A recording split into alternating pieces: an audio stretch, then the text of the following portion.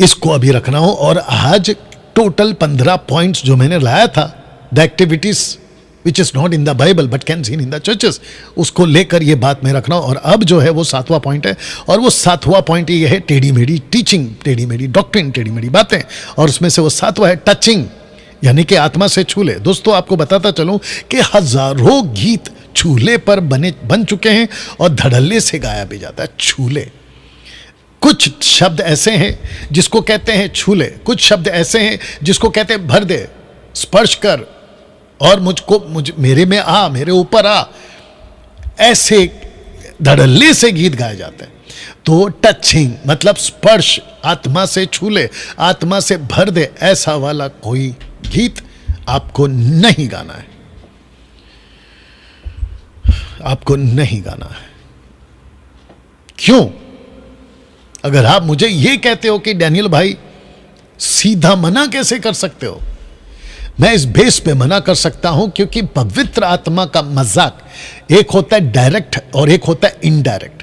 तो ऐसा कुछ करके आप डायरेक्ट तो नहीं कर रहे हो, लेकिन इनडायरेक्ट मजाक उड़ा रहे हो पवित्र आत्मा का, मत करिए, ठीक है ना। ऐसा कोई शब्द आपको नहीं बोलना है जो पवित्र आत्मा के लिए मतलब बना ही नहीं है। अच्छा डैनियल भाई, जो पुराने वर्शिपर है जिसको गाते वक्त हमें बहुत अच्छा महसूस होता है, हमको सुकून मिलता है। अच्छा, सुकून तो पिक्चर के गाने गाने से भी मिलता है, यस और नो? आपको पता है भजन, जो बाकी पत्थर और लकड़ी की आराधना करते हैं, वो जब भजन करते हैं तो उनको भी तो सुकून मिलता है। आपको किसने कहा कि यही गाना गाने से सुकून मिलता है? पिक्चर के गाने देख लो, कितने सुकून मिलते हैं लोगों को। वो तो डूब जाते हैं, रोते हैं, तड़पते हैं, लाखों रुपए खर्चा करते हैं। ये क्या बात हो गई? आप क्या गा रहे हो वो मैटर करता है, किसके लिए गा रहे हो वो मैटर करता है। पौलुस कहता है परखो, इफिसियों 5:10 कहता है परखो परमेश्वर को क्या भाता है। तो जितने भी वर्शिपर हैं, जितने भी प्रीचर हैं, खबरदार, अगर आपने चर्च को यह कहा कि प्रभु छू रहा है, बिल्कुल नहीं छूता हो, वो ऑलरेडी ही अंदर है। अगर विश्वासी है वो कहां से छुएगा आपको? लेकिन धड़ल्ले से यह बात को बोला जाता है। वर्शिप लीडर कहता है प्रभु का आत्मा उतर रहा है। और ताज्जुब की बात यह है कि अगर जो ऐसे गाने बनते हैं जहां आत्मा उतर रहा है, आत्मा भर रहा है, आत्मा मंडरा रहा है, ऐसे गाने जब गाते हैं तो लोग उसको खूब पसंद भी करते हैं। आपको पता है क्यों? क्योंकि विश्व भर में मानव जाति की एक ऐसी मेंटालिटी है, ये एक मानसिकता है कि जब तक कोई व्यक्ति मुझे कुछ करेगा नहीं, हाथ नहीं रखेगा, नीचे नहीं गिराएगा, मेरे ऊपर कुछ लगाएगा नहीं, मेरे माथे पे कुछ है ना पोतेगा नहीं, समझ रहे, कुछ पोतना, मेरे ऊपर कुछ पहनाएगा नहीं, मैं कुछ अपनी तरफ से करूंगा नहीं, मैं कहीं माथा नहीं टेकूंगा, मैं कुछ जब तक ऐसा मुंह के बल नहीं गिरूंगा, तो उनको ऐसा लगता है कि शायद भक्ति हुई नहीं है, शायद मेरा प्रार्थना हुआ नहीं है, शायद मेरी पूजा पाठ हुई नहीं है। ए मेरे भाई, ये गतिविधि करने के लिए आपको बाइबल में नहीं बोला है, आपको नहीं बोला है। ऐसे करने से आपको लगता है कि आप कई प्रकार की यज्ञ या तपस्या कर रहे हैं। ये नॉन बिब्लिकल एक्ट है या एक्टिविटीज है। आपको विश्वास करना है कि परमेश्वर आपके अंदर है। इब्रानियों 11:6 पढ़ बेटा, जल्दी से हिंदी में पढ़ना अगर आपके पास हिंदी बाइबल है। इब्रानियों 11:6, आपको विश्वास करना है।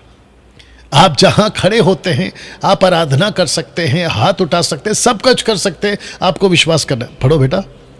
और विश्वास बिना उसे प्रसन्न करना अनोना है। एक मिनट, पहला लिखा है कि विश्वास बिना उसे प्रसन्न करना अनोना है। आगे पढ़ो। क्योंकि परमेश्वर के पास आने वाले को विश्वास करना चाहिए कि वह है। बस विश्वास करना चाहिए कि वो है। सारा खेल विश्वास का ही तो है। तो इसका मतलब आप जब आते हैं तो आपको अलग से कुछ नहीं करना है। अगर मैं ऐसा कर दूंगा तो आएगा, मैं वैसा कर दूंगा तो आएगा, अगर मैं शोफार फूकूंगा तो आएगा, मैं अगर जोर जोर से म्यूजिक बजाऊंगा तो आएगा। बकवास, ऐसा कुछ नहीं होता है। और जितने भी जूइश के हिसाब से जो शोफार फूकते हैं, उन्होंने ओल्ड टेस्टमेंट में कहीं पे पढ़ लिया होगा कि जब जब तुरी फूकी जाती थी या शोफार फूका जाता था तो युद्ध का ऐलान होता था, युद्ध जीत जाते थे। वो एक घटना है और घटना के आधार पे डॉक्ट्रिन नहीं बनती है, इंसिडेंट्स के आधार पे डॉक्ट्रिन्स नहीं बनती है। उसको पढ़ते हैं और कुछ वर्शिपर्स, मैं जानता हूं, नाम नहीं ले रहा हूं, कुछ वर्शिपर्स बकायदा पुलपिट पे लोगों को खड़ा करते हैं और कहते हैं कि अब मैं जब शोफार फूकूंगा, पीछे म्यूजिक की आवाज आती है और फिर वो जब पे करके फूकता है तो उनको लगता है कि अब पवित्र आत्मा उतर चुका है।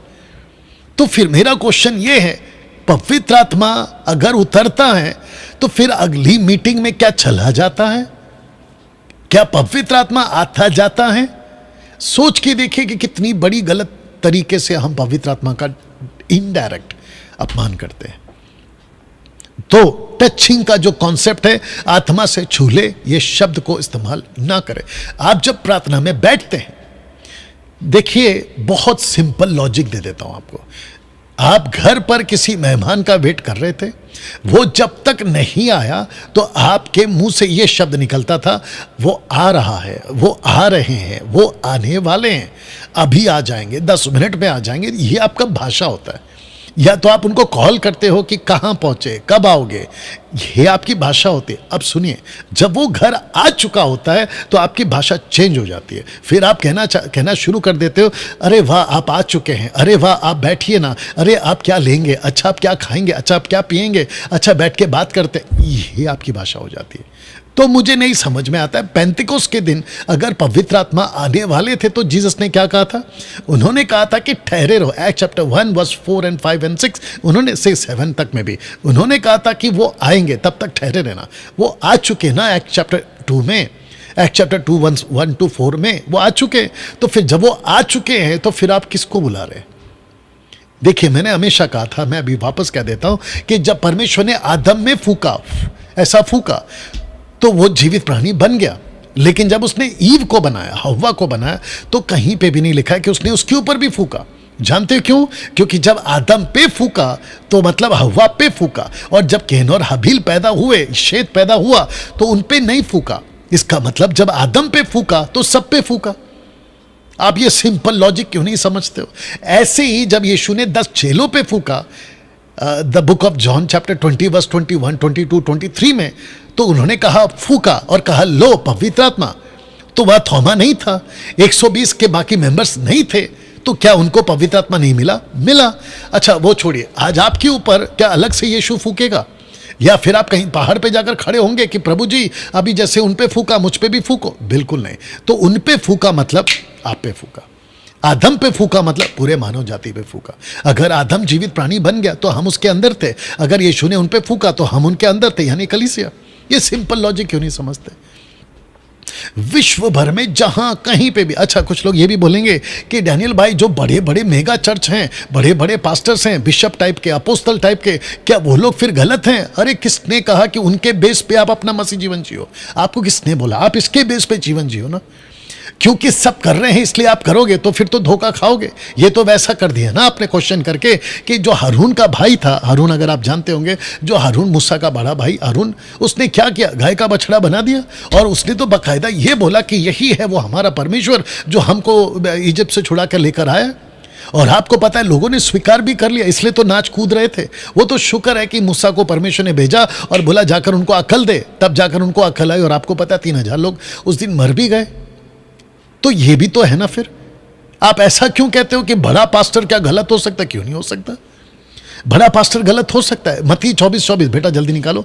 मत्ती 24:24 में देखो क्या लिखा है। ठोकरें लगेंगी, धोखा खाएंगे, बड़े बड़े सेवक लोग फंस जाएंगे। आइए इसको सुनते हैं। Matthew chapter 24 verse 24। यस बेटा, मैथ्यू 24:24। या जी सुनते हैं। Yes, Matthew 24। क्योंकि झूठे मसीह और झूठे भविष्यवक्ता उठ खड़े होंगे, आगे और बड़े चिन्ह, एक सेकंड, बड़े चिन्ह दिखाएंगे और अद्भुत काम दिखाएंगे, और कि यदि हो सके तो चुने हुओं को भी बरमा देंगे। ये जो चुने हुए, हालांकि जूइश का एंगल आएगा, उनको तक बरमा देंगे। बट मेरे को कॉन्सेप्ट चाहिए कि भटका सकते हैं ना। चुने हुए का मतलब है, इंग्लिश में लिखा इलेक्टेड वंस, उन तक को भटका देंगे। अब आप सोच के देखिए लूसीफर का काम क्या? यही तो काम है, to deceive the people, to deceive the nations, deceive the leaders and elders, church members, congregations. तो कैसे? इसलिए बी केयरफुल। मेरे को मत बोलो। अभी मुझे पता है कि कमेंट्स में कुछ लोग बोलते भी होंगे, फिर वो गलत है क्या, फिर ये गलत है क्या। अरे वो छोड़िए, मैं आपको एक बात बताऊं, अब जरा ध्यान से सुनिएगा। सफेद कोट वाला बेनी हिन, सफेद कोट वाला बेनी हिन आज कहां है? क्योंकि उसकी वीडियो मैंने एक बार देखी थी, उसने कहा था 2 साल पहले कि इजराइल में पीस रहेगा, शांति रहेगी। अगले ही साल 2024 में इजराइल में वॉर हो गया। अभी चल रहा है, अभी देख लो इजराइल का और ईरान का क्या चल रहा है। अब मैं पूछना चाहता हूं वो आदमी कहां है अभी? और ये छोड़िए, इनके जैसे जितने भी बड़े बड़े सो कॉल्ड है, ये लोग आजकल कहां हैं? ये दिखते क्यों नहीं? ये जो कहते हैं ना कि हम बड़े बड़े सेवक हैं, एक आधा तो जेल चले गए, वो बात अलग है, लेकिन ये बड़े बड़े सेवक लोग आजकल कहां हैं? अगर इनके अंदर आत्मा है, इनके अंदर प्रभु है, इनके अंदर परमेश्वर है, ये परमेश्वर से बात करते कहते हैं, तो मेरा क्वेश्चन ये है कि जो स्थितियां बिगड़ रही हैं, ये इनके ऊपर बात क्यों नहीं कर रहे? इसका मतलब ये है कि ये जो सुख, और बोलो डैनियल भाई फिर आप क्यों नहीं करते? अच्छा, मैंने कब खुद कहा कि मैं अलाना हूं, मैं फलाना हूं? मैं परमेश्वर का सेवक हूं, वचन का प्रचार करता हूं और प्रभु की बातें देता है वो करता। मैंने कब खुद को अपोस्तल और बिशप कहा है? मैंने कब कहा है कि मैं पूरे विश्व का सो कॉल्ड बड़ा पास्टर हूं? नेवर। हम परमेश्वर का वचन सिखाते हैं और परमेश्वर की खरी बातों को रखते हैं। मैं उस एंगल पे आ रहा हूं जो खुद को self claimed apostle, self claimed bishop या पता नहीं क्या क्या। तो आपको ये बात को समझना होगा। तो वापस कहता हूं कि ये जो 7वां पॉइंट है, टचिंग, आत्मा से छू ले, बिल्कुल नहीं बोलना। सीखिए बात को, समझिएगा। 8वां टेढ़ी मेढ़ी टीचिंग, उसको कहते हैं आत्मा से भर दे, यानी फिलिंग। मैं भर रहा हूं, मैं भर रहा हूं, मैं भर रहा हूं। मैं जब देखता हूं वो राजस्थान का कि हरियाणा का पता नहीं एक आदमी है, पर्पल कलर का झोला पहन के लोगों को मछली की तरह नीचे तड़पाता है, गिराते रहता है। मैं जब उसकी वीडियो को देखता हूं बड़ा गुस्सा आता है। वो वहां से प्रार्थना करता है, ये लोग नीचे हाथ रखता है, पानी फेंकता है, स्प्रे मारता है, पता नहीं क्या क्या करता है, लोग नीचे गिरते रहते हैं, तड़पते रहते हैं। ये करने के लिए परमेश्वर ने कहां पर बोला? मैं महाराष्ट्र के, भारत के, मुंबई के जितने भी पास्टर्स हैं, मैं उन सबको पूछना चाहता हूं, क्या ऐसी गतिविधि, क्या ऐसी एक्टिविटीज कभी पौलुस ने की? क्या कभी पतरस ने की? क्या कभी यीशु ने की? फिर ये आज कहां से आ गया? मैं वही तो कह रहा हूं कि जो गतिविधियां बाइबल में नहीं है वो चर्चों में आजकल कहां से आ गया? मेरा क्वेश्चन ये है। भर दे, भर दे, भर दे, भर दे, भर दे, ये कहां से लेकर आए? वो छोड़िए, डैनियल राज वो है जो 30-32 साल से मिनिस्ट्री में, कम से कम 20 साल तो मैंने एसओ के बीच में बिताया। कोई कहता है पेन पकड़ लो अभिषेक आ जाएगा, कोई कहता है कुर्सी पे बैठ जाओ मेरा अभिषेक तुमको मिलेगा, कोई कहता है मैं हाथ रखूंगा तो मेरे जैसे बन जाए। मैं पूछना चाहता हूं, ये जितने भी बड़े बड़े सेवक हैं जिन्होंने पेन पकड़ा, जिन्होंने कुर्सी पर बैठाया, अभिषेक आ जाएगा। मैं पूछना चाहता हूं कि अगर सो कॉल्ड फलाना सेवक कहीं का भी, क्या आपके जैसा डुप्लीकेट, मतलब कट टू कट कॉपी में, यानी कि कट टू कट अनॉइंटिंग में आपका दूसरा कहां है? निकाल के बताइए। अगर ऐसे ही तुमने पास कर दिया ना, पेन पकड़ा के, कुर्सी पे बिठा के, कि देखो अभिषेक आ रहा है, देखो तुम भर रहे हो, तो मैं पूछना चाहता हूं कि वो आदमी कहां है जिसको तुमने पेन पकड़ाया? बताइए। कुछ लोग कहते हैं कि मैं जब वर्शिप करता हूं तो ऊपर से गोल्ड का डस्ट गिरता है। तो गोल्ड का डस्ट गिर के क्या हो गया भाई? फिर कहता है कि कोई कहता है मेरे ऊपर चांदी का डस्ट गिर रहा है, डस्ट ऑफ सिल्वर, वो कहां है? फिर वो क्यों गिर रहा है? फिर ऊपर से कहते हैं कि मेरे ऊपर तेल आ रहा है, मेरे हाथ में तेल आ। ये सारे के सारे नॉन बिब्लिकल एक्टिविटीज है जो कि बाइबल उसको सपोर्ट नहीं करती है।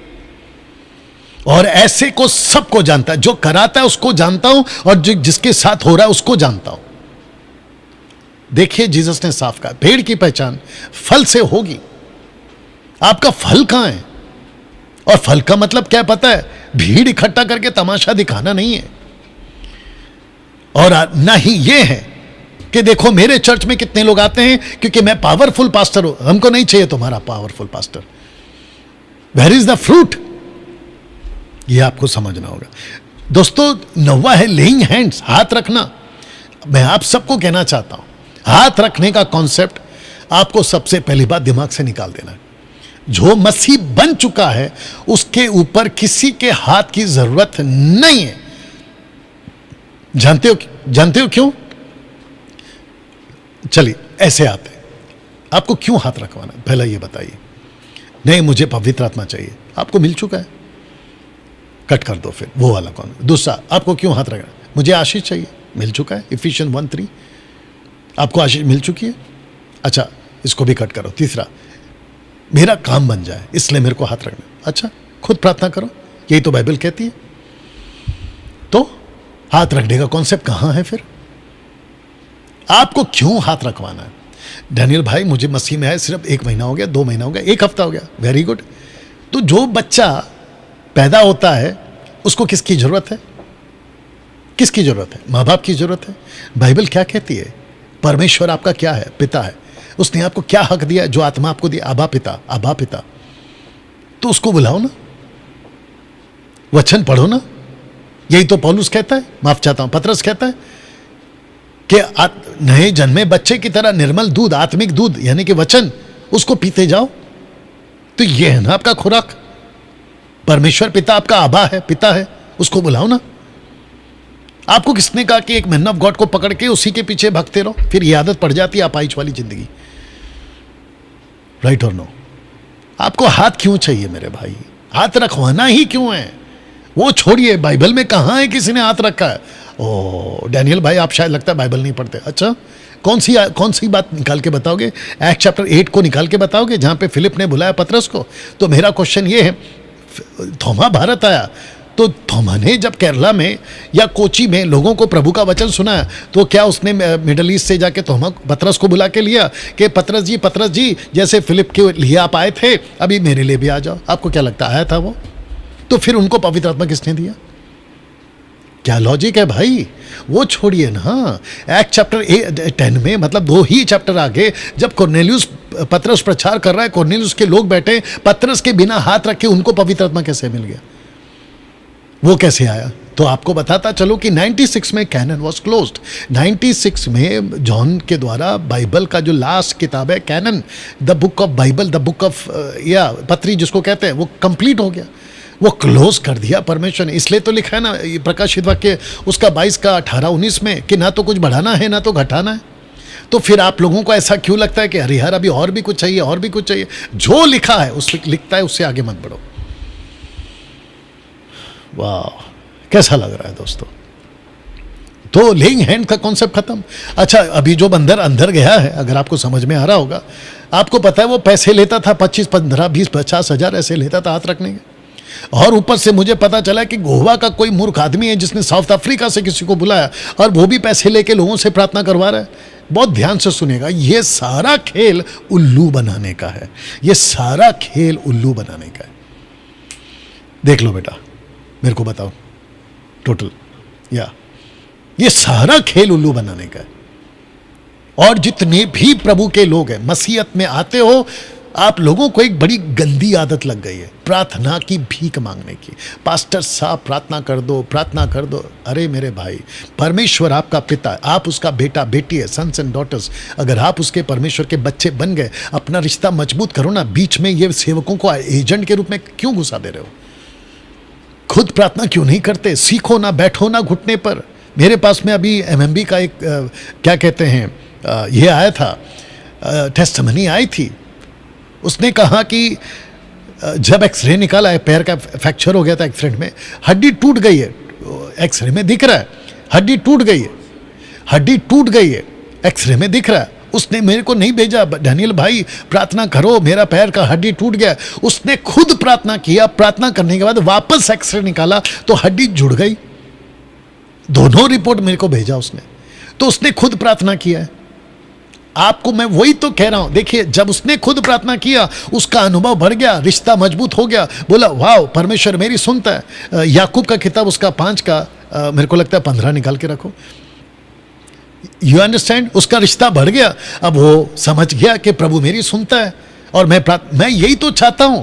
कोई अफ्रीका से आता है, कोई कोरिया से आता है, कोई भारत से आता है, कोई चेन्नई से आता है, कोई बेंगलोर से आता है, कोई आंध्रा से आता है, और कोई पता नहीं अफ्रीका से आता है। और आपको लगता है कि अरे वाह ये पावरफुल सेवक है, ये प्रार्थना करेंगे तो प्रभु जल्दी सुनेगा। बकवास है, पढ़ो। और विश्वास की प्रार्थना के द्वारा रोगी बच जाएगा। हाँ, आगे। और प्रभु उसको उठाकर खड़ा करेगा। हाँ, और आगे। और यदि उसने पाप वचन 16 पढ़ो। इसलिए तुम आपस में एक दूसरे के सामने अपने अपने पापों को। वचन 17 पढ़ो। एलिया भी तो हमारे समान दुख सुख भोगी मनुष्य था। नहीं, वो लाइन चाहिए, धर्मी की प्रार्थना के प्रभाव से बहुत कुछ हो सकता है, वो पढ़ो। क्योंकि हम सब के सब धर्मी हैं, हम सब के सब परमेश्वर से कनेक्टेड हैं।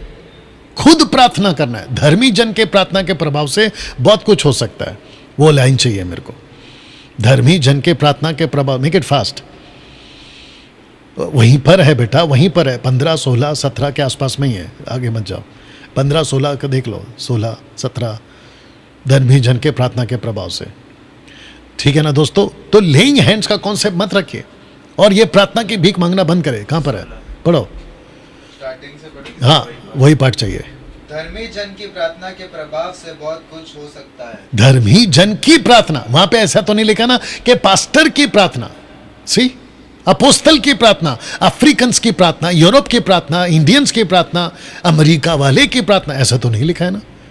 आपकी प्रार्थना मतलब तुम धर्मी हो, यू आर राइचस, ये है कॉन्सेप्ट। आपको खुद प्रार्थना करनी है दोस्तों, मैं ये समझाना चाह रहा हूं ना। मैं चाहता हूं कि आपको 10वां पॉइंट बता दूं कि फास्टिंग, नीचे लिखा है मनमानी का उपवास। ये देख लो, मनमानी का उपवास। आपको पता है कुछ लोग कहते हैं, अपना अनुभव शेयर करते हैं और उसको कॉपी करके बाकी लोग करते हैं। कहते हैं कि मैं अपने मसीह जीवन में 20-10 साल पहले मैं 40 दिन का उपवास किया था, तब जाकर मुझे ये दान मिला है। ए पागलों, मेरे को पहला ये बताइए, क्या परमेश्वर को तुम अपनी 40 दिन की फास्टिंग से वो जो देना नहीं चाहता है मजबूर करवा सकते हो? पहला ये बता दो। फर्स्ट कोरिंथियंस चैप्टर 12 वर्स 10 पढ़ो इंग्लिश में। तुम अपनी ही फास्टिंग से, पवित्र आत्मा से वो करवा सकते हो जो वो तुमको नहीं देना चाहता है? ये कहीं पे हो सकता है? सोच के देखिए, पढ़ो इंग्लिश में। First Corinthians chapter 12 verse 10। हाँ, To another the working of miracles, to another prophecy, to another discerning of spirits, to another diverse kinds of tongues, to another the interpretation of the tongues. हाँ। But all these worketh at one and the self same Spirit, dividing to every man severally as he will. as he will, as he will, WILL, as he will, जैसा वो चाहता है, यही तो लिखा है। तो कुछ लोग किताबें लिख के गए हैं, अभी मेरे को नाम नहीं लेना है, मर गए वो लोग, कब्र में पड़े हुए लोग, उनकी हड्डियां सड़ गई हैं। वो कहते हैं कि वो जब प्रार्थना करते थे तो उनको स्वर्गदूत दिखता था, वो जब प्रार्थना करते थे तो उनके कमरे में प्रभु यीशु आते थे, इसलिए मैं भी नकल करूंगा। अब मुझे नहीं जाना है उसके अंदर कि कौन आता था और कौन जाता था, शैतान आता था कि प्रभु, मुझे उस पर नहीं जाना है, क्योंकि वो नॉन बिब्लिकल एक्टिविटीज़ है, मैं उसको नहीं मानता। ठीक है ना? अगर परमेश्वर आते हैं तो मुझे कोई हरकत नहीं है और मैं उसके खिलाफ भी नहीं। अगर आते हैं प्रभु तो पर्पस के लिए आते हैं, विदाउट पर्पस नहीं आते। वो लूडो खेलने नहीं आएगा आपके कमरे में या कैरम बोर्ड खेलने के लिए। ठीक है ना? तो उसकी कॉपी करके अगर आप ये बोलोगे कि देखो उसके लिए भी प्रभु आते थे तो मेरे लिए भी आओ, आप जबरदस्ती नहीं कर सकते। आपको एक ही चीज़ करना है कि परमेश्वर, देखिए मैं और एक बोल देता हूँ, परमेश्वर आपसे बात क्यों करेगा? एक्ट चैप्टर 18 वर्स 8 पढ़ो, एक्ट चैप्टर 18 वर्स 8 से पढ़ो। परमेश्वर आपसे बात क्यों करेगा? क्योंकि उसने आपको बुलाया है, इसलिए बात करेगा। उसने आपको टास्क दिया, इसलिए वो आपके पास आएगा। आपको उसने एक मकसद दिया, इसलिए वो आपको दर्शन देगा। आप घर बैठे टीवी देखते रहते हो, पाप का जीवन जीते रहते हो, फिल्मी गाने सुनते रहते हो, और फिर अचानक एक दिन किताब पढ़ लिया और बोला प्रभु मुझसे बात कर। कैसे पॉसिबल है? क्या परमेश्वर इतना फ्री बैठा हुआ है ऊपर? आइए सुनिए उसको, act chapter 18 verse 8। And Crispus the chief, Hindi में पढ़ो, हिंदी में पढ़ो, हिंदी में पढ़ो जी। तब आराधनालय के सरदार क्रिस्पुस ने अपने सारे घराने समेत प्रभु पर विश्वास किया। हाँ। बहुत से कुरिन्थवासी सुनकर विश्वास लाए और बपतिस्मा लिया। ओके, तो ये 8 है जो कहता है कि पौलुस गया कुरिन्थ में और जाकर उसने ये लोगों को जो कि जूइश लोग थे उनको कन्वर्ट करा, प्रभु का पास लाया। अभी 9 पढ़ो। प्रभु ने एक रात दर्शन के द्वारा, ये देखो, क्योंकि वो 8 में मिनिस्ट्री कर रहा है इसलिए वचन 9 में दर्शन मिल रहा है। आप मिनिस्ट्री करो, अगर प्रभु को दर्शन देना होगा तो वो देगा, मैं उसके खिलाफ नहीं हूं। लेकिन तुम कुछ नहीं कर रहे हो, किताबें पढ़ लिया, उसको बात किया, मुझे भी बात करो, वो सिस्टर से बात किया मुझे, और ऊपर से पास्टर लोग सिखाते भी हैं कि आपसे प्रभु बात करेगा। आपको ये नहीं सिखाना है, बल्कि आपको ये सिखाना है आप प्रभु का काम करो, अगर उसकी मर्जी होगी तो वो बात करेगा। बाकी उसने दे दिया है ना ये किताब। Fasting can be a dangerous to your life. अगर आप फास्टिंग में गए और आप मन चाहा आपके हिसाब से नहीं हुआ, मन चाहा फास्टिंग आपके साथ में नहीं हुआ, you will be backslide. Then आप प्रभु से नाराज हो जाओगे कि प्रभु उसको बात किया, मुझसे बात नहीं किया। ये तो फिर वैसे ही हो जाएगा ना कि केन का परमेश्वर ने जब स्वीकार नहीं किया तो केन को गुस्सा आया हाबिल के ऊपर। यही फिर हो जाएगा आपके साथ में। अच्छा डैनियल भाई, क्या हम फास्टिंग बिल्कुल नहीं करें? मैंने मना कब किया? आपको अगर लगता है आप फास्टिंग करो ना, लेकिन इस मकसद से मत करो जिसको कहते हैं मनमानी। अगर मैं फास्ट कर रहा हूं, प्रभु मुझे जो दान उसको दिया है मुझे भी दे दो, ये नहीं होगा। दोस्तों कैसा लग रहा है? ये आपको समझना बहुत जरूरी है। फेसबुक और यूट्यूब वालों, बात समझ में आ रही है? खूब शेयर करिए। जब ये अपलोड होगा रिकॉर्डेड वीडियो, उसको भी खूब शेयर करिए प्लीज, लोगों तक पहुंचाइए, एजुकेट करिए। जानते हो क्या लिखा है होशे 4:6 में? मेरे ज्ञान के ना होने से मेरी प्रजा नाश हो गई। Lack of knowledge, and that is also right knowledge, not what you call bullshit knowledge. तो fasting can be a dangerous to you, आपके लिए खतरा बन सकता है। कुछ लोग कहते हैं यीशु मसीह पूरी रात प्रार्थना करते थे। यीशु मसीह पूरी रात प्रार्थना करते थे, वजह क्या है पूरी रात प्रार्थना करने का? सामर्थ हासिल करने के लिए? बिल्कुल नहीं। आपको सबको बता दूं कि पवित्र आत्मा का सामर्थ लीक नहीं होता। It is not leakage issue. कुछ लोग कहते हैं कि लीक हो जाता है, लीकेज हो रहा है, लीकेज हो रहा है। वहां मटका है क्या? पानी का बॉटल है क्या जो लीकेज हो जाएगा? आपको उसने भरा है, वो भरे रखेगा। वो बॉटल देना, वो बॉटल देना, लाओ इधर लाओ। आपको पता है ये पानी का बॉटल अभी खाली है, अगर मैं इसको भरता हूं तो मैं क्या बोलूंगा? It is filled, it is filled. अगर इसको भरे रखना है तो मैं क्या बोलूं? Be filled. It is filled and be filled, it is same. आपको परमेश्वर ने भर के रखा है और वो आपको भरे रखेगा। उठा ले उसको। मेरे को नहीं समझ में आता कहां से आया ये लॉजिक।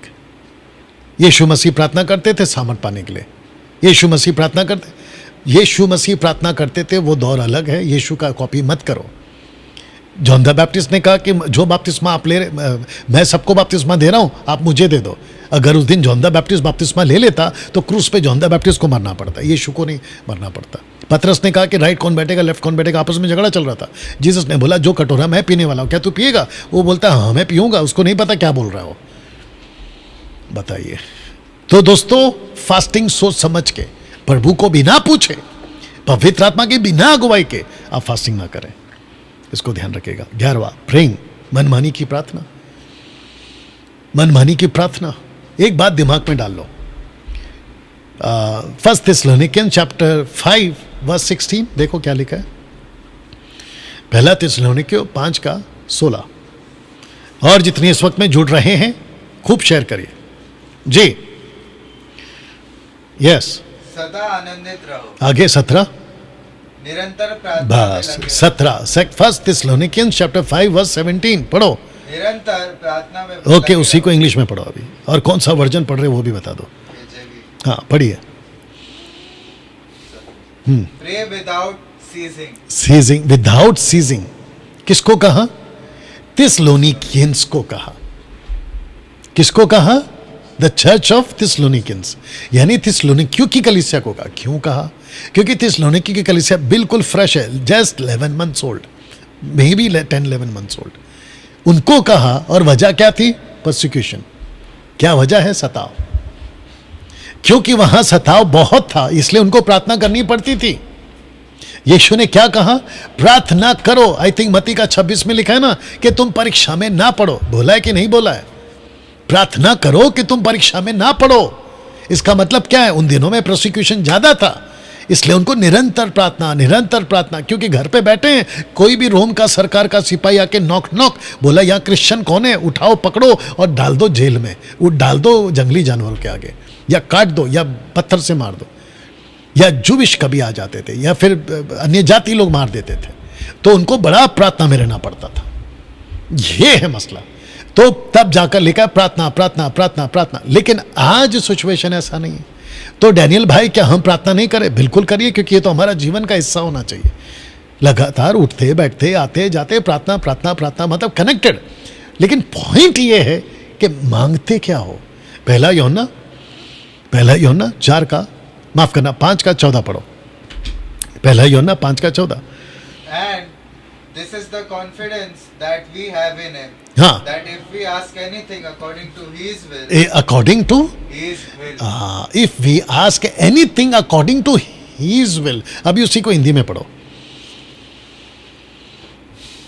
और हमें उसके सामने जो हियाव होता है वो हाँ, यह है वो यह है कि यदि हम उसकी इच्छा के उसकी अनुसार- इच्छा के अनुसार। तो आपको प्रार्थना क्या करना है? उसकी इच्छा के अनुसार। आप परमेश्वर को मजबूर नहीं कर सकते जो वो नहीं कराना चाहता। आजकल तो बड़ा अलग ही पैटर्न चल रहा है, शायद रखूंगा, हाँ रखूंगा आगे। आपकी परमेश्वर की मर्जी नहीं है, कर दे कर दे कर दे, नहीं करेगा वो। फिर कहते हैं मत्ती 7:7 में क्या लिखा? मांगो तो दिया जाएगा, ढूंढो तो पाओगे। अच्छा, ऐसा अगर लिखा है ना, तो फिर ये क्या है अभी जो पढ़वाया? ऐसा लिखा है बोल के मत चलिए, आगे का भी देखिए ना, आगे क्या है।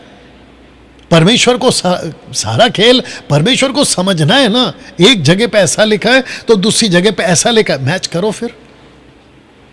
और वो छोड़िए, अगर ऐसा लिखने से मैथ्यू 7:7 मांगो तो दिया जाएगा, ढूंढो तो पाओगे, खटखटाओ तो खोला जाएगा, तो मेरा क्वेश्चन है अगर परमेश्वर को वही करना होता तो फिर आपको मिल क्यों नहीं जाता? आपको पा क्यों नहीं जाते? आपके लिए खुल क्यों नहीं जाता? ये दर दर की भीख मांगने वाली कॉन्सेप्ट कहां से आ गए?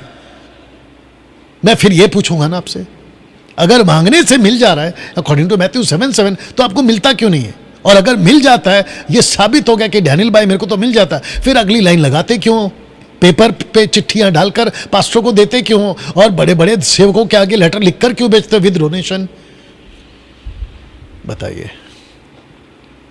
तो समझो बात को। मुझ जैसे प्रचारक ही आप लोगों को यह रास्ता बताएंगे, अन्यथा सारे के सारे पेट के सेवक हैं। 90% तो पेट के सेवक हैं। 12 पॉइंट्स, 12th पॉइंट, पापा कॉलिंग, आत्मिक पिता बुलाना। बताइए, मैथ्यू 23:1 फास्ट, मैथ्यू 23:1, मैथ्यू 23:9 माफ करना, मैथ्यू 23:9। और जितने फेसबुक और यूट्यूब पे जुड़ चुके हैं प्लीज शेयर करिए।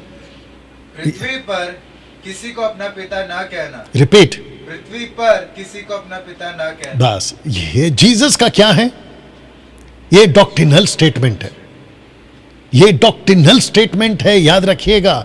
पौलुस जो कह रहा है ना कि मैं तो तुम्हारा आत्मिक पिता हुआ क्योंकि मैंने तुमको जो है वचन सुना है, वो डॉक्ट्रिनल स्टेटमेंट नहीं है, वो किसी को लेटर लिख रहा है।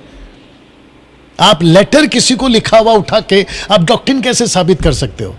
वो छोड़िए। फिर कहते हैं कि जो हमारे आत्मिक बायोलॉजिकल फादर्स है, क्या हम उनको पिता नहीं बुलाए? वहां इंटेंशन आता है, दैट इज इंटेंशन, कि मैं अपने पिता को इसलिए पिता बुला रहा हूं क्योंकि मैं बायोलॉजिकल संतान हूं उसका। लेकिन पास्टर को कैसे तुमने पिता बुला दिया? और उसकी पत्नी को मामा यानी मम्मी। मैं नहीं जानता, पंजाब में खूब नाटक चलता है ये, पापा मम्मी पापा मम्मी। अगर इतना ही पापा मम्मी बुलवाने का तुमको शौक है तो अपनी प्रॉपर्टी भी दे दो उनके नाम पे। वो नहीं करोगे तुम, पापा मम्मी लोग। वो छोड़िए, डैनियल भाई आपको दिक्कत क्या है अगर कोई पापा मम्मी बोला? मेरे को दिक्कत नहीं है, लेकिन उसके वजह से जो टीचिंग बिगड़ रही है, जो डॉक्ट्रिन बिगड़ रही है, जो लोग भटक रहे हैं और तुम्हारे पापा मम्मी के चक्कर में असली पापा को छोड़ के जा रहे, मेरा ये दिक्कत है। और ऊपर से कहते हो कि मुझे दिक्कत क्या है? परमेश्वर से अलग कर रहे हो तुम लोगों को। इसलिए जीसस ने क्या कहा था? जीसस ने कहा था कि ये होठों से, मार्क चैप्टर 6:7 माफ करना, बताइए। You understand? Matthew mark 7:6। Mark 7:6। हाँ इंग्लिश। जी, नहीं हिंदी में चाहिए, फास्ट। उसने उनसे कहा, यशायाह ने तुम कपटियों के विषय में बहुत ठीक भविष्यवाणी की, जैसा लिखा है, ये लोग होठों से तो मेरा आदर, ये लोग होठों से तो मेरा आदर करते हैं, पर इनका मन मुझसे दूर इनका है। मन मुझसे दूर है। आपको, आपके मन को दूर किया जा रहा है। मेरे को यह पॉइंट चाहिए था। पास्टर को पापा बुलाने से आप अपने पापा, ओरिजिनल पापा, आत्मिक पापा यानी जीसस पापा, अब आप पिता बुलाने का जो हक दिया है ना, उससे आप दूर जा रहे हैं। रोमन्स 8:14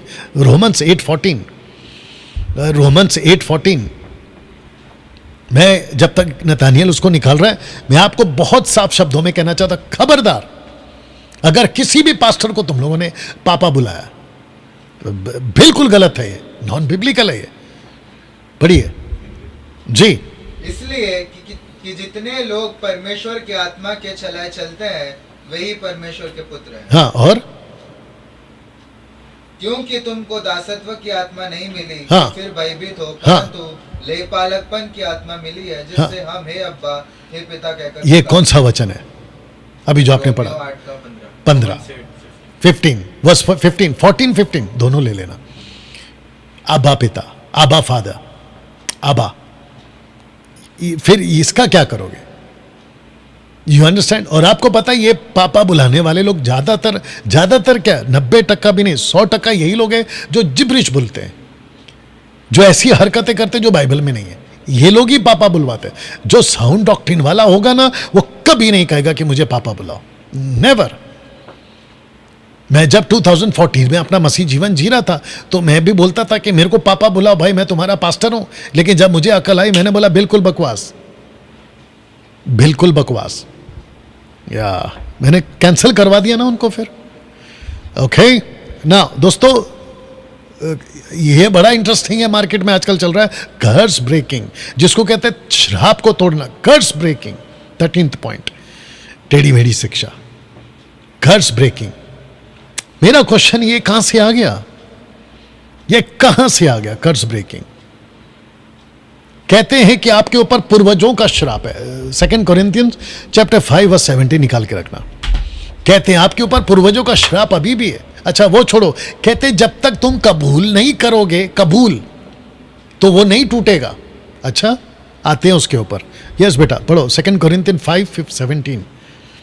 हाँ, इसलिए यदि कोई मसीह में है तो वह नई सृष्टि है, पुरानी बातें बीत गई हैं, देखो सब बातें नई हो गई। ओके तो इसका मतलब है कि अगर आप मसीह में, if you are in Christ, तो आपका पहला शर्त है you have to be in Christ, आपको मसीह में होना होगा। अगर आप मसीह में हैं then so you are new creation, the old is gone, पुराना जा चुका है और लिखा सब गया। द ओल्ड इज गॉन, जा चुका है। तो फिर आप काहे पकड़ के बैठे हो भाई? अब आते हैं कबूली पे। कहते कबूल करने पे ही जाएगा, कुछ चीजों को कबूल करना पड़ता है, ठीक है ना? घर बैठ के कबूल करो ना फिर अपना, इसके उसके पास जाने की क्या जरूरत है? ऊपर से बाल्टी देते कहते उल्टी करो, ऊपर से प्लास्टिक देते कहते उल्टी करो। अब अगर आप उल्टी करोगे ना तो आपके ऊपर फिर जो है वो श्राप टूट जाएगा आपकी उल्टी होने से। अच्छा ऐसा तमाशा मैंने देखा चेन्नई वालों को करते हुए, मैं जानता हूं कौन है वो लोग। हाँ आप लोग को भी इशारा मिल गया होगा मैं किसकी बात कर रहा हूँ। वो पति पत्नी, बुढ़ा बुढ़ी, हाँ एक वाइफ है विदेशी और हस्बैंड है देसी, अभी हो गए बुढ़ा बुढ़ी, मैं उनकी बात कर रहा हूँ। कहते उल्टी करा देना और आपका श्राप टूट जाएगा। अच्छा टूट गया श्राप, साबित करके बता दो। और अगर श्राप टूट गया है तो पूरा टूटना चाहिए ना। फिर ये प्रार्थना के नाम पे ये आशीष वो आशीष की भीख क्यों मांगते हो? डैनियल भाई आप इतना कड़क सख्त गुस्से में क्या बोलते हैं, बड़ी सख्त लहजे में बात क्यों करें? अच्छा मेरे बात करने से अगर आप बच जाते हो ना तो ये आपके लिए भलाई है, क्योंकि मैं जो सख्त पना दिखा रहा हूं उससे आपको बचाने के लिए कर रहा हूं। लेकिन अगर आप नहीं बचे ना उसका सख्त पना आएगा, लेकिन उस दिन बचने का कोई चांस नहीं है।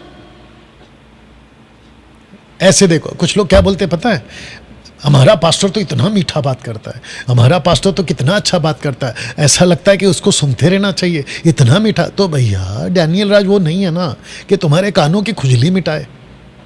मैं वो प्रचारक नहीं हूं, ना ही पौलुस है, ना ही पतरस है, ना जीसस है। वो तो शास्त्री फरसियों की तरह बात करते थे। तो कबूली करने की बात मैं कर रहा था, तो खुद करो ना कबूल, इसको उसको क्यों बुलाते हो? और फिर करने के बाद में ये भी कह देना प्रभु जी थैंक यू, हाँ मेरा श्राप टूट गया, और फिर साबित भी करना कि वापस आपके जीवन में कभी कोई दिक्कत ना आए। अजीब है। एनीवे तो दोस्तों आप ये समझ गए, इसको कहते फेथ सेइंग, यानी कि विश्वास में से बोलना। नीति वचन उसका 18 अध्याय वचन 20 निकालना। फेथ सेइंग मतलब फेथ में बोलना, विश्वास से बोलना। पढ़ो नीति वचन 18 का 20। जी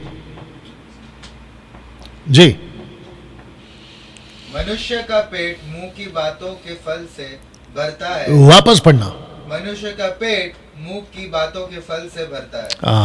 मुंह की बातों के फल से। भरता है तो मतलब आप जो मुंह में बोलोगे उससे आपका क्या हो जाएगा, पेट भर जाए। बेटा ये इसका रिमोट ले लो, इसको बंद कर दो, इधर है इधर है इधर है। हाँ हाँ ठीक है कोई बात नहीं, एक्सक्यूज मी। मुंह के, और बेटा देख ले, अभी नहीं अभी नहीं अभी नहीं, अभी टाइम है टाइम है। हाँ नीचे से जाओ नीचे जाओ नीचे जाओ, देख लो, मत टच करना किसी को। Thank you Lord, you understand. मेरे को और भी चाहिए वचन, मेरे को और भी चाहिए, अभी टाइम है या नहीं, अभी और टाइम है बेटा, वहीं से पढ़ लो मेरे लिए। तो 18 का 20 क्या कहता है, मनुष्य का पेट मुंह की बातों से भरता है। बस इसको उठा लिया। अभी 21 पढ़ो। जीभ के वश में मृत्यु और जीवन दोनों होते हैं। हाँ बस इसको एक अलग से उठा लिया। तो मैं वापस कहूंगा, अगर ऐसी बात है तो आपको पास्टर की जरूरत ही नहीं है, और अगर ऐसी बात है तो आपको प्रार्थना की भी जरूरत नहीं, अगर ऐसी बात है तो लेइंग हेड्स की भी जरूरत नहीं। तो और मैं कहता हूं कि अगर फेथ सेइंग का कॉन्सेप्ट आपके सो कॉल्ड पास्टर ने सिखा दिया है तो वो आपको अपने पास क्यों बुलाता है? आपको तो फिर हर चीज घर पे बैठे बैठे बोल देनी चाहिए, और आपको तो ये भी कह देना चाहिए कि आज खाना नहीं बनेगा, मैं कहूंगा कुकर खुद ब खुद चावल बना देगा, कुकर खुद ब खुद दाल बना देगा, चपाती खुद बन जाएगी, और आपको जो दिल करे बोलते जाओ, चीजें होते जाएगी। ये क्यों नहीं होता है? फिर वहां लॉजिक डालते हैं, अरे ऐसा कैसा, वो तो प्रभु की इच्छा है। तो मैं वही तो कह रहा हूं, कहने से कुछ नहीं होता है कहने से कुछ नहीं होता है। और जितने भी ये ऐसे टाइप के लोग हैं ना, मैं इन सब के बीच में उठ बैठ चुका हूं, कुछ नहीं होता है। उठ बैठ चुका हूं, इनके साथ में खाना खा चुका हूं, इनके साथ में ट्रैवल कर चुका हूं, कुछ नहीं होता है, सब बकवास है। ये उल्लू बनाने का काम है। पतरस को, पौलुस को अगर ये कॉन्सेप्ट पता होता जो तुम लोगों ने आज थोप दिया है, वो तो फिर नीति वचन 18 का 20-21 तो खूब यूज करते। कहने से अगर सब कुछ हो जाता तो पौलुस फिर ये क्यों कहता कि जो है उसी पे संतुष्ट करो? पढ़ो 1 Timothy chapter 6 verse 4, I guess 4 या 5। दोस्तों आप लोगों को समझ में आ रहा है? फेसबुक और यूट्यूब वालों ऐसे उल्लू बनाते हैं ये लोग। या और लगे हाथ में आपको ये भी चेक करो, जो है उसमें संतुष्ट, उसका अंदर ही पढ़ के, मन में पढ़ के चेक करके फिर पढ़ो। मैं आपको लगे हाथ ये भी बता देता हूं, आप लोगों ने, मैं तो कहता हूं कि मुंबई आइए, 5 दिन मेरे साथ वक्त बिताइए। अगर आपको अपनी स्टडी ठीक करनी है, अपनी थियोलॉजी स्टडी ठीक करनी है, आइए मुंबई, मैं आपको वेलकम करता हूं। यस बेटा 1 तिमोथेयुस 4:6 4:6 पढ़ो। यदि तू भाइयों को इन बातों की सुधि दिलाता 1 Timothy chapter 6 verse 4, chapter 6 verse 4, जो तेरे पास है उसी में संतुष्ट कर। Come on Nathaniel, make it fast. 6:4 हाँ तो पढ़ो ना, 6:6 पढ़ो, 6:5 पढ़ो, वहीं पर है, जो तेरे पास है उसी में संतुष्ट कर। फास्ट। तो ये जितने भी टीचिंग देते हैं ना और किताबें पढ़ते हैं ना, फेथ सेइंग 1 तिमोथेयुस 6:8 6:8 पढ़ो। यदि हमारे पास खाने और पहनने को हो तो इन्हीं पर संतुष्ट करना। अरे नहीं नहीं नहीं, तुमने गलत पढ़ लिया। नीति वचन 18 का 20 के हिसाब से तो हमने अपने मुंह से बोलना चाहिए। फिर पौलुस को यह बात नहीं पता थी कि जो है उसी में संतुष्ट करो? ये क्यों कह रहा है? और पैसे के चक्कर में मत पड़ो, उसके चलते कितनों ने अपने विश्वास की नैया डुबो दी है। वो क्यों लिखा है फिर? जानते हो, मैं जब उन दिनों में था, ये ऐसी ऐसी बकवास करते थे, कहते कि शोरूम चले जाओ और किसी भी गाड़ी पे हाथ रखो, क्योंकि कॉन्सेप्ट लेकर आए फेथ सेइंग, गाड़ी पे हाथ रखो, क्लेम करो in the name of Jesus, I claim, ऐसा क्लेम करो और गाड़ी तुम्हारी हो जाएगी। वाह बेटा, बाप का राज है। आपको पता है कई विदेशों में पास्टर लोगों ने इसको इतना प्रैक्टिस किया कि शोरूम के मैनेजर ने पास्टरों को पहला पूछते, तुम पास्टर हो, तुम क्रिश्चियन हो, खबरदार अगर शोरूम में है, उनको गेट आउट किया है। बताओ, ये चला है, मैंने सुना है बीच में। आप ऐसे धोखे में आते हो और फिर कहते हैं कि अरे अगर मेरे मुंह से कुछ गलत निकल गया तो वो मेरे पे लागू हो जाएगा। कुछ लोग ये कहते हैं कि बच्चे को तुम शैतान बोलोगे तो बच्चा शैतान बन जाएगा। अरे वाह, ऐसा होता है? कहां से लाए ये टीचिंग? और गलती से अगर कह दिया अरे आज मेरा काम नहीं होगा, अरे अरे मैंने क्या बोल दिया, पछतावा करते, अरे प्रभु माफी मांगता। ए भाई, क्या परमेश्वर को आपका इंटेंशन नहीं पता है? आपको परमेश्वर का आपको मनसा नहीं पता है? तुम्हारे शब्दों के ऊपर परमेश्वर काम करेगा या आपके मनसा पे काम करेगा? जरा अक्ल लगाओ, अक्ल लगाओ। तो फेथ सिंह का कॉन्सेप्ट कैंसिल करो, परमेश्वर का विल मांगो, परमेश्वर का काम करो, उसके हिसाब से होगा। दोस्तों ये रहा लास्ट वाला, वर्ल्ड, संसार। आप सोच रहे होंगे कि ये क्या चीज है, मैं आपको बताता हूं। फर्स्ट जॉन चैप्टर 2 वर्स 16 पढ़ो। फर्स्ट जॉन चैप्टर 2 वर्स 16 पढ़ो जी। First John chapter 2 verse 16। क्योंकि जो कुछ संसार में है, अर्थात शरीर की अभिलाषा और आंखों की अभिलाषा और जीविका का घमंड, वह पिता की ओर से नहीं परंतु संसारी की ओर से है। हाँ, तो ये जो चीजें हैं, मन की अभिलाषा, शरीर का घमंड, जीविका का घमंड, ये संसार से आता है, लेकिन कहां आ चुका है? चर्चों में आ चुका है। और उसका 15 पढ़ो, 16 का पहले का 15 पढ़ो। तुम ना तो संसार से और ना संसार में की वस्तुओं से प्रेम रखो। यदि कोई संसार से प्रेम रखता है तो उसमें पिता का प्रेम नहीं। इसका मतलब क्या हो गया? आपको किसी भी एंगल से संसारिक नहीं होना है। इसके ऊपर बहुत सारे स्क्रिप्चर्स हैं, लेकिन आपको बता दूं, अगर आप थिएटर्स जाते हैं, शेम ऑन यू। आप लोगों को थिएटर जाते हो तो आप मसीह खुद को कहते हो तो शर्म आनी चाहिए। कुछ लोग कहते हैं कि मुंबई का एक सो कॉल्ड कॉमेडियन मसीह बन गया है, इसलिए वो तो थिएटर में काम करते हैं, वो तो फिल्म एक्टर हैं, मतलब फिल्म में कॉमेडी करते हैं, वो फिर गलत कैसे हो गए? फिर वो क्या चलता है? मैं वापस कहूंगा, किसी को देखकर मसीह जीवन मत जियो, वचन को पढ़ो। अगर वो नरक जाएगा तो तुम भी नरक जाओ। फिर वो परमेश्वर उसका न्याय करेगा तो तुम्हारा भी करेगा। पिक्चर के गाने सुनते हैं। मैं कितने क्रिश्चियंस को जानता हूं जो अपने बच्चों की शादी पे डीजे बजाते हैं। आप लोगों को, सेवक लोगों को, अगर ऐसा करते हो तो शर्म आनी चाहिए। चर्च में आप लोग क्या साबित कर रहे हो? फिर आपके जवान बच्चे क्या करेंगे? वो तो पूरे के पूरे संसारिक हो जाएंगे। आप लोगों को पता है, एक्चुअली परमेश्वर की सही पहचान नहीं कराई गई है।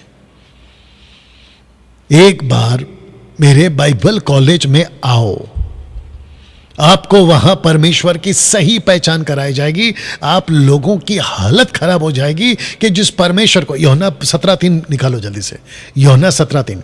आप लोगों को पता चलेगा कि जिसको तुम आराधना करते हो, जिसको तुम प्रार्थना करते हो, दूसरा सुनो, जिसके सामने तो संडे टू संडे तो तुम ये जो नाचकर दांगड़ करते हो ना, मजाक ठट्ठा उड़ाते हो, ये पता चल जाएगा। सुनिए क्या लिखा है। और अनंत जीवन यह है कि वे तुझ एकमात्र सच्चे परमेश्वर को और यीशु मसीह को जिसे तूने भेजा है जाने। तो जो लास्ट का लाइन है वो क्या लिखा है? जाने।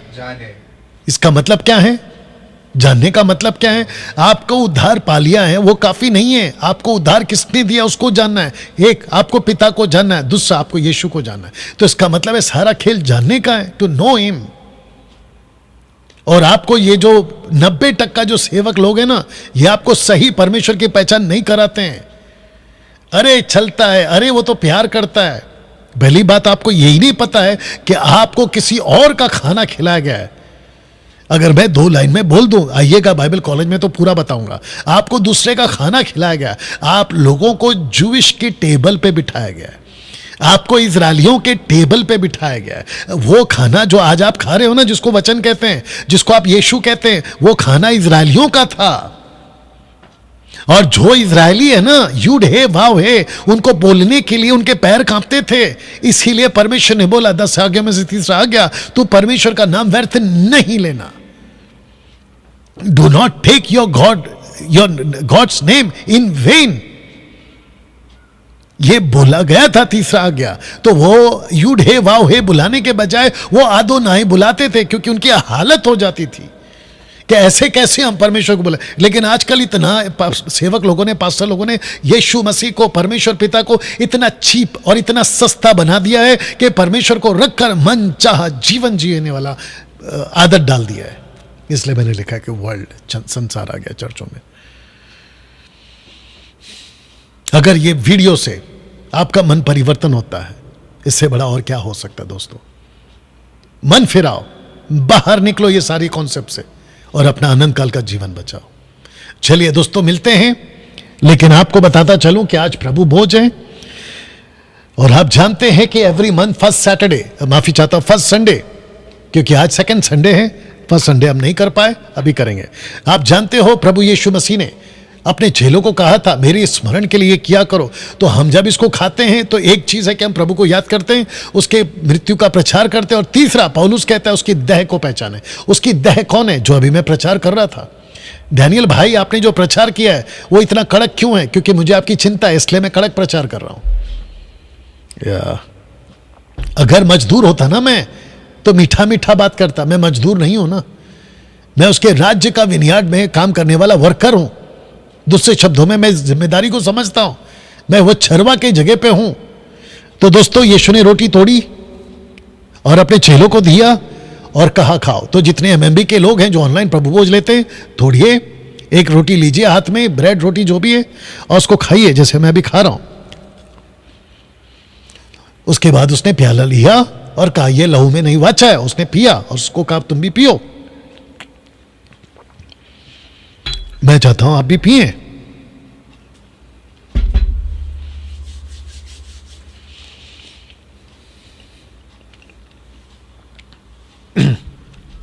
ओके,